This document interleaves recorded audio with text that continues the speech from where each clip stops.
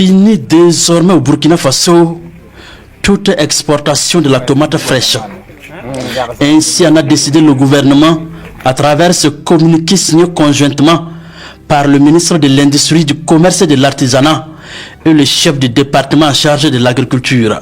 Il est porté à la connaissance des opérateurs économiques et de la population que dans l'optique d'assurer l'approvisionnement des unités nationales de transformation, l'exportation de la tomate fraîche est suspendue sur toute l'étendue du territoire national jusqu'à nouvel ordre. Par conséquent, la délivrance des autorisations spéciales d'exportation est suspendue. Le présent communiqué précise que les opérateurs économiques qui disposent déjà d'autorisation d'exportation de la tomate fraîche toujours en cours ont une période transitoire de 2 semaines à compter du 16 mars 2026, date de la signature de cette décision. Passé ces délais, l'autorisation est considérée comme caduque. Le gouvernement burkinabé se veut clair quant à l'application de cette décision. Tous les moyens vont être usés pour le respect strict de la mesure, précise le communiqué. Par ailleurs, toute marchandise saisie en violation de la présente mesure sera rétrocédée à titre gracieux aux unités industrielles de transformation de la tomate fraîche mises en place dans le cadre de l'actionnariat populaire. Le gouvernement burkinabé appelle à la compréhension et à la collaboration de tous les acteurs de la filière tomate, les services techniques, notamment les services de contrôle et les forces de sécurité sont appelés à veiller à une bonne exécution des termes du présent communiqué. Des numéros verts sont disponibles pour toute dénonciation de cas de non-respect des dispositions de cette décision gouvernementale. Le Burkina également, en quête de sa souveraineté sanitaire, organise du 25 au 27 mars prochain un forum sur le financement de la santé, une plateforme de réflexion et de partage d'expériences qui réunira des experts nationaux et internationaux, des partenaires techniques et financiers sur les défis de l'implémentation d'un système de santé adapté à nos réalités et à la vision de la RPP. L'annonce a été faite par le ministre de la Santé qui était face à la presse ce matin. Le compte rendu de la conférence de presse avec Jean-Modeste Oudraogo. Trouver des solutions durables pour mieux financer la santé, le Burkina Faso passe à l'action. Le gouvernement, à travers le ministre de la Santé, Dr Robert Lucien Jean-Claude Kargougou, annonce la première édition du Forum national pour le financement de la santé.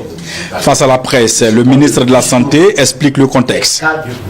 Sans ressources suffisantes, stables et bien allouées, les meilleures réformes techniques demeurent lettres mortes, les soignants travaillent sans moyens et les populations, en particulier les plus vulnérables, continuent de faire face à des dépenses catastrophiques qui les appauvrissent. C'est précisément ce défi que le gouvernement du Burkina Faso a décidé d'affronter avec détermination et lucidité.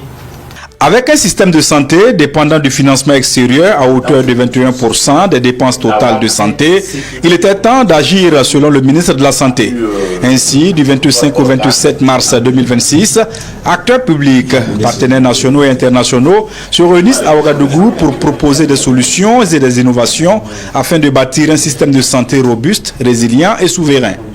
Le FONAFIS 2026, en rassemblant plus de 400 participants nationaux et internationaux, décideurs politiques, experts de la santé, représentants des collectivités territoriales, partenaires techniques et financiers, organisations de la société civile et secteur privé, a pour vocation d'être bien plus qu'un forum de discussion.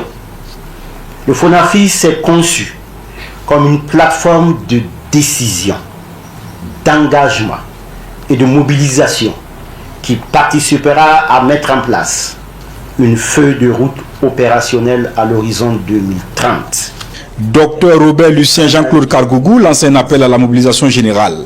Il invite surtout les journalistes à accompagner la dynamique. Vous, journalistes et professionnels des médias, avez une mission toute particulière dans ce processus, celle de relayer avec fidélité, professionnalisme et engagement, comme vous savez le faire, les enjeux du financement de la santé, de sensibiliser les populations aux réformes en cours et d'alimenter un débat public éclairé. La santé se gagne aussi dans les rédactions, sur les antennes et dans les colonnes des journaux, et j'en passe. La contribution des femmes et hommes de médias commence d'ores et déjà par la vulgarisation et la consultation du site web du forum à l'adresse www.fonafis.bf. Le centre médico-chirurgical Saint-Maximilien de Sabou accueille depuis le 16 mars une campagne de chirurgie réparatrice au profit des enfants. La campagne, qui se tient avec l'appui d'une équipe médicale italienne, vise un double objectif: renforcer le plateau technique du centre tout en redonnant le sourire à une cinquantaine d'enfants atteints de fendue palatine ou bec de lièvre, ainsi que ceux portant les séquelles d'une brûlure. Écoute la campagne avec Paul Moyenga et Sayouba Souré. Centre médico-chirurgical Saint-Maximilien Kolbe de Sabou, une équipe mixte de chirurgiens burkinabés et italiens séjourne en ces lieux.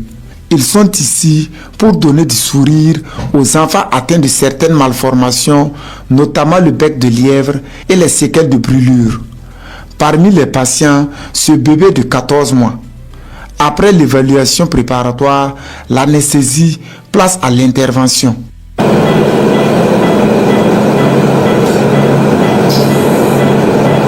Environ 2 heures de travail intense et les chirurgiens sont au bout de l'intervention avec à la clé un résultat concluant.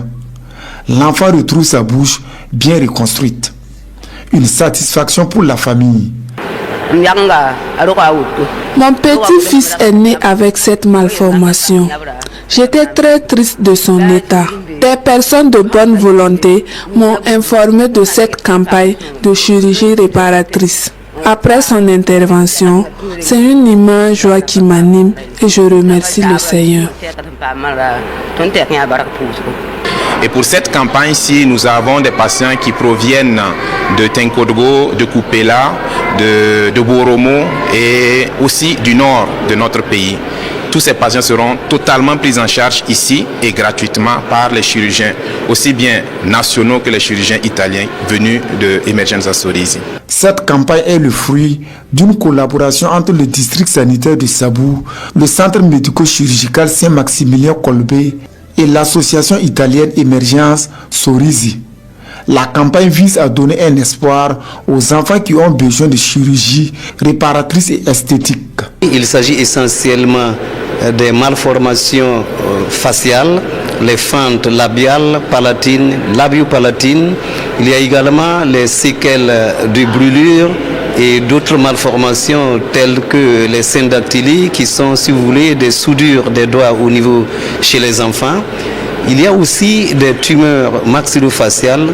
Voilà autant de pathologies qui handicapent lourdement les enfants et un certain nombre de la population et qui seront l'objet de prise en charge au cours de cette campagne.